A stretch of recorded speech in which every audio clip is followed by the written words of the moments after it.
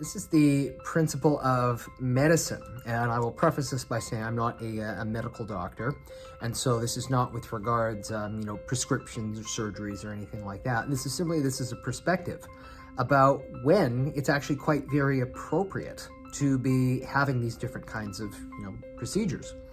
So first thing, where really is the strength of medicine?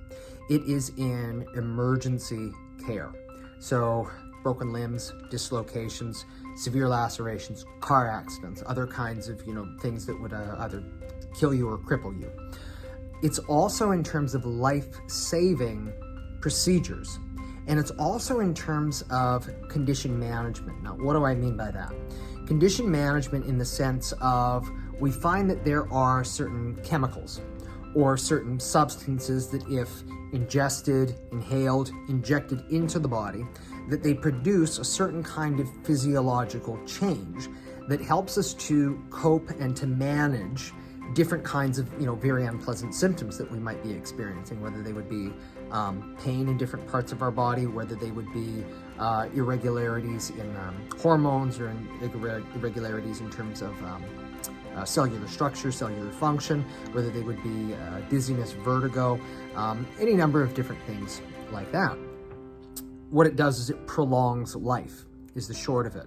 Now, the difference that I would like to make right here is that these things in and of themselves, maybe with the exception of the surgery there, this does not necessarily, even though it prolongs life, it doesn't necessarily address whatever the underlying cause of that is. What it does is it gives you time. It gives the time and the potential for your body to do the healing work thereafter.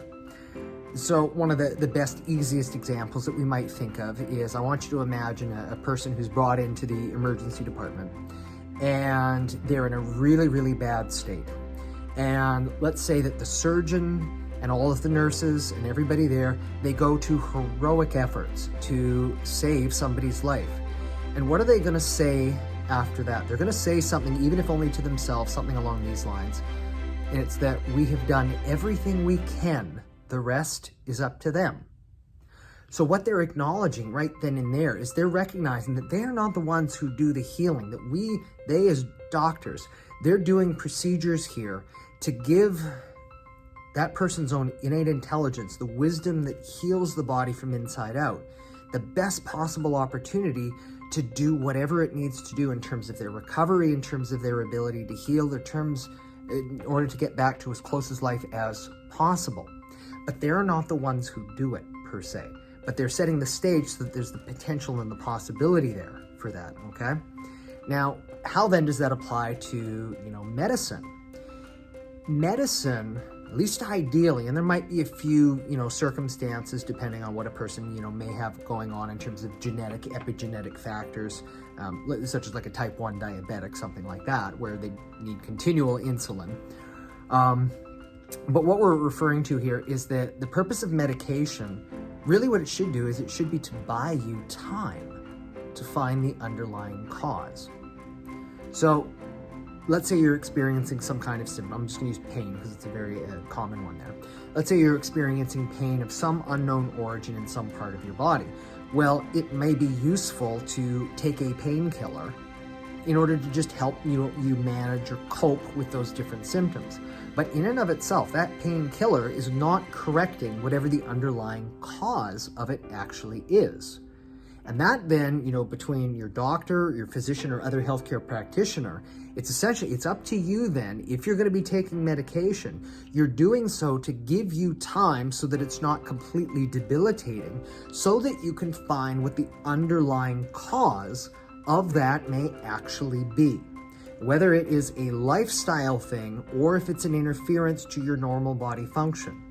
And in reality, that for many people, I would argue probably even most people, if you think of it in terms of, cardiac disease, so blood vessel disease, any number of different things, the so-called lifestyle diseases, where there are different medications that are prescribed to manage the symptoms, to, for example, lower your blood sugar, or to lower your blood pressure, or to regulate different parts of your body. the question is, why is your body dysregulated in this way in the first place? Is there something interfering with it, or is it because you're actually doing something that's not really good for them, and as a result, it's manifesting as disease? So if you should be needing to take the medication, ideally, you should not be becoming dependent on this to keep doing the things that's keeping your body in this bad state. If you've got to take the medication, okay, so be it, take it. But then what needs to change over here so that you can ultimately come off of that? Because again, even though I'm not a medical doctor, I don't prescribe and I can't tell you to come off of anything, I would argue that the best doctors out there, what they're going to be saying in terms of, when a prescription is necessary, it's going to be as few medications as possible and the lowest dose possible as well. So this is the difference then, and really the time and the place for where medicine really has that best opportunity to shine, but also the way that we should versus should not be using it in terms of our ability to not just be, feeling okay to get by from the day to day, but to actually be healthy and well.